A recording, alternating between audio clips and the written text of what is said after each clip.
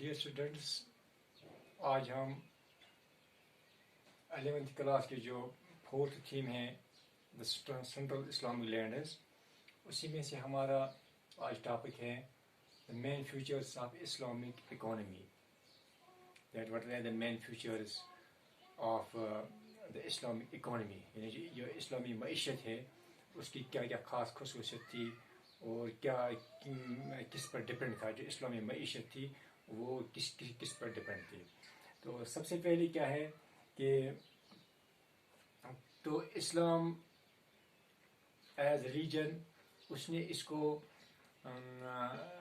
حوصلہ افزائی کی کہ انسان محنت کرے، کوشش کرے، خود بھی کھائے اور دوسرے کو بھی کھلائے. اس لیے ہم دیکھتے ہیں کہ یہ اسلام ایک کنسیپٹ ہے کہ there should be flow of this currency.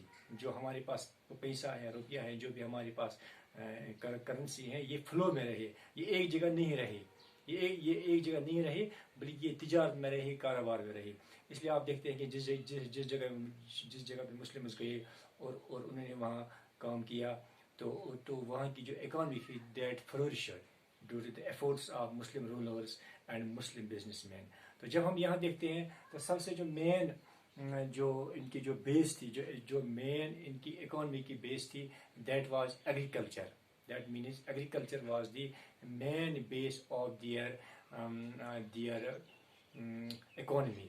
تو اس میں سے کیا تھا کہ اس میں جو کوشش کی گئی، the land was the most of the land was tried to be made arable. اس کے لیے کوشش کی گئی اس کو لانے کے لیے. تو جس دور کی ہم بات کرتے ہیں تو اس دور میں جو مین ایریا تھا جو مسلمانوں کے انڈر تھا، دیٹ واز ویری فرٹائل. جو ہم آج پڑھتے ہیں that was very fertile area. تو اس میں سے جو سب سے جو پھر مین جو اس لینڈ سے جو پھر مسلم اکانومی سے جو ملتی تھی، دیٹ واز لینڈ ریونیو. یعنی جو لینڈ کے جو پروڈیوس تھا اس پر جو ٹیکس ایک فکس کیا جاتا تھا، تو land revenue was the main income from this agriculture. That was levied on the land that was made arable whole this empire. وہ ایک چیز تھی. اس کے بعد عام طور پر یہ سب جگہوں سے لی جاتی تھی، پرٹیکولرلی آن مسلم ایریا. اس کے بعد تھا خراج، ایک اور ٹیکس تھا، اس کا نام ہم خراج بولتے ہیں. وٹ واز خراج؟ It was levied on naan Muslim lands. The lands which were owned by non-Muslims, they had to pay this one more tax that was known as kharaj. It was the rate of this kharaj was from 20% to 50%. یعنی 20 سے 50% تک ان پر یہ لاگو کیا جاتا تھا. تو اس میں آپ کو ایک بات یاد رکھنی ہے، کیونکہ مسلمانوں کا اس لینڈ ریونیو سے علاوہ ایک اور ان پر ایک ریلیجیس obligation تھی، دیٹ واز زکات. They had to pay zakat. That was 10% of the land produce, which was cultivated, which people get from the land. 10% of that was to be paid in the form of zakat. اس لیے زکوٰۃ مسلمان علاوہ دیتے تھے غیر مسلم سے. اس لیے غیر مسلم سے خراج لیا جاتا تھا، وہ 20 سے کبھی 50% تک وہ پہنچ جاتا تھا. اور یہ اس پر سے خاص طور پر this was the main revenues of the state. اس کے بعد کچھ خاص جگہیں تھی، جیسے آپ دیکھتے ہیں Africa, Syria, Egypt. They were famous for grains, rice, wheat وغیرہ. ان گرینز کے لیے مشہور تھے. کون؟ افریقہ تھا، سیریا تھا، ایجپٹ تھا. یہ چیز اس کے لیے مشہور تھی. اب جو یہ جو عربیہ تھا اور عراق تھا، it was famous for date palms. کھجور جو ہے، تو کھجور کی جو پیداوار ہوتی تھی وہ زیادہ تر عربیہ میں اور زیادہ تر وہ کہاں پر عراق میں ہوا کرتی تھی. ان دو جگہوں میں زیادہ جو پروڈیوس تھی، اور وہ اس کو امپورٹ ایکسپورٹ بھی کرتے. وہ ہم نیچے پڑھیں گے انشاءاللہ. تو اس کو کیا کرتے تھے، وہ اس کو ایکسپورٹ بھی کرتے تھے. اس تعداد میں وہ ان کی پیداوار ہوئی تھی. تو اس کا مطلب ہے پہلا پوائنٹ جو ہم نے پڑھا وہ یہ تھا کہ جو ان کی مین بیس تھی، the main base of their economy was that was agriculture. Second جو تھا دیٹ از انڈسٹریز. جو انڈسٹریز ان کی تھی، صنعت کاری جو تھی، صنعت جو تھی، تو صنعت کی طرف بھی انہوں نے بہت توجہ دی تھی. مسلمانوں نے ایک خاص طریقہ اختیار کیا تھا کہ جس ملک سے، جس سیولائزیشن سے ان کو جو بھی ملتا تھا انہوں نے وہ حاصل کیا. کچھ انڈیا سے ملا, کچھ چائنا سے ملا, کچھ افریقہ سے ملا, جس جگہ جو بھی ملا تو انہوں نے اس کو حاصل کیا, انہوں نے اس کو ایکوائر کیا. تو اس سے یہ فائدہ آ گیا کہ بہت کم عرصے میں with in limited time few 100 years تو ان کے پاس ہر کوئی یہ جو انڈسٹری میں کچھ جن چیزوں کی ضرورت تھی وہ سب چیزیں ان کے پاس مل گئی. جیسے ہم ابھی آپ کو بتائیں گے کہ ایک مسلمانوں کا بادشاہ جو اس کا عباسی ڈائناسٹی کا جو فاؤنڈر تھا ابو العباس, ان کی چائنا کے ساتھ ان کی جنگ ہوئی 1751 میں. تو انہوں نے وہاں پر جب ان کی جنگ ہوئی تو وہاں پر ان کے 20,000 چائنیز ویر کیپچرڈ ان دس وار.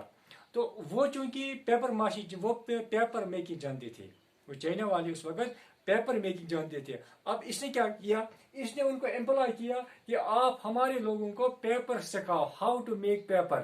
تو ان 20,000 کے ذریعے سے پیپر کی صنعت جو ہے وہ مسلم ایریاز میں آ گئی.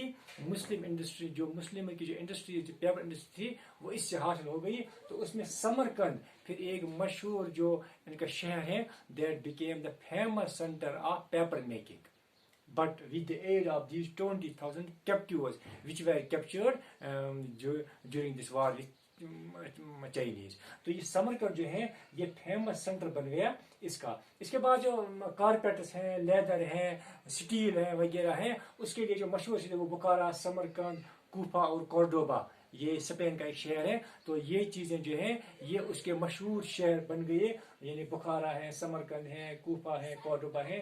یہ کارپیٹس قالین بنانے, لیدر, سٹیل, گلاس ویئر, تو اس کے جو مشہور شہر ہیں وہ یہ شہر بن گئی. یعنی یہ بڑی بڑی انڈسٹری ان شہروں میں آ گئی. اس کے بعد ہم دیکھتے ہیں ٹریڈ اینڈ کامرس یعنی تجارت وغیرہ. تو اس میں کیا تھا, اس میں مسلمانوں نے کچھ خاص رول نبھایا. ایک سینٹرلائزڈ حکومت, ان کا جو ایریا مل گیا یہ بیچ میں تھا, ایک طرف یورپ تھا, ایک طرف افریقہ تھا, ایک طرف ایشیا تھا, یہ بیچ میں آ گئے تھے.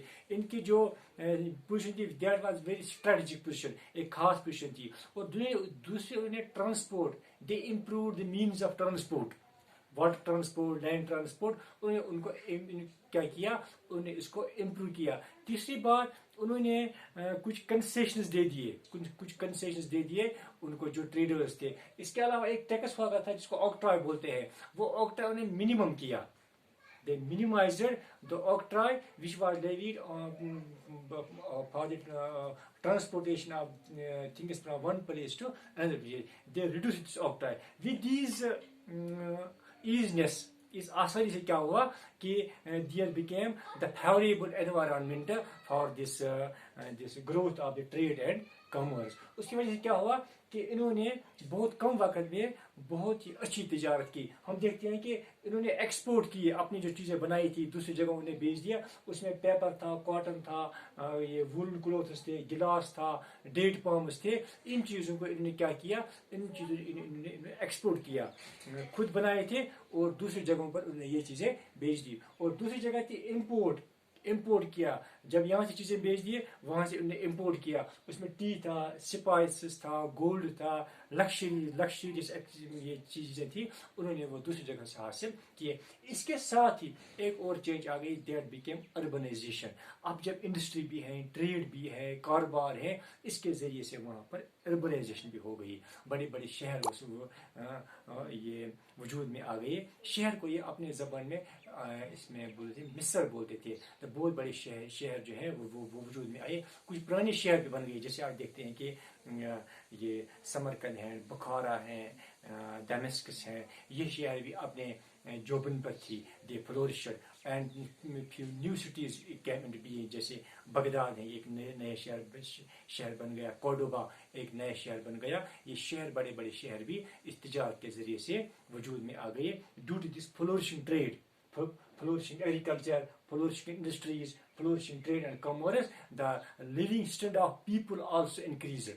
جو لوگوں کا جو لیونگ اسٹینڈرڈ تھا وہ بھی انکریز ہوا. ان کے جو رہن سہن کے جو معیار تھا that increased, the level of that increased. اس طرح سے آپ دیکھو گے, اگر آپ اپنی دیکھو گے اپنی جو آپ کی ٹیکسٹ ہیں, آپ کی ٹیکسٹ پر آپ کو ملے گا یہ آن page number 91. on page number 91. You can see this on page number 191. Economy, agriculture, urbanization and commerce. تو اس پر آپ خود بھی یہ پڑھ سکتے ہیں. پیج نمبر 91, 92 and 93, 94 تک آپ یہ پڑھ سکتے ہیں کہ کیسے انہوں نے یہ ترقی کی. انشاءاللہ نئے ویڈیو کے ساتھ, نئے کلاس کے ساتھ آپ سے پھر ملاقات ہوگی. جب تک کے لیے خدا حافظ.